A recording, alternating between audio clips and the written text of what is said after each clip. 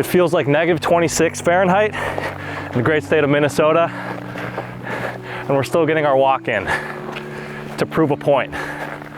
And the point is very simple.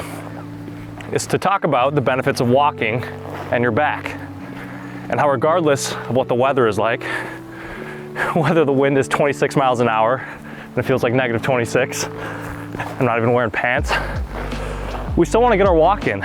It's funny how things like walking, things that humans were kind of designed and built to do, just naturally iron out and work out a lot of pains in the body. Now there's scientific reasons and there's things that happen under the hood, but the closer you stay aligned with what the human body was meant to do, like walk, stand, bend, squat, not sit, not hunch over a desk for too long, the better your back feels, the better everything works. It was Stuart McGill, who's the most famous back doctor of all time, who said walking is nature's lubricant.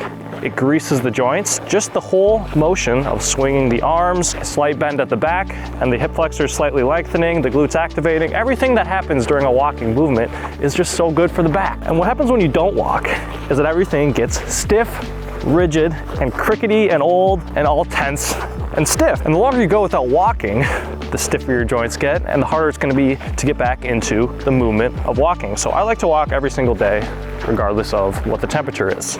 The reason for this is because it helps grease the joints. My back feels better after. Things just tend to work better. So how much should you walk if you have back pain? Or if you're just a person, I think walking is good for everybody, whether you have back pain or not.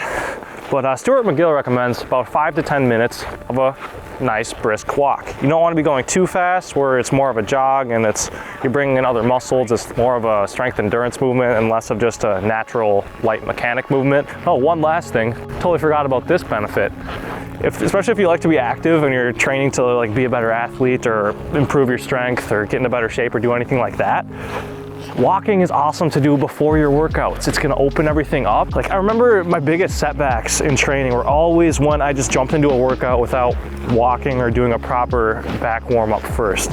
So if you're trying to get in better shape and you're worried about your back kind of flaring up, a great time to get your walk in is right before your workout. It gets everything moving, joints feel great, and then you can hit the workout, less likelihood of triggering pain. So moral of the video, do your walks, no matter where you are, no matter what the temperature is. You'll feel a lot better. Make it a habit, whether it's first thing in the morning, whether it's right after work, whenever time of day you can fit it in.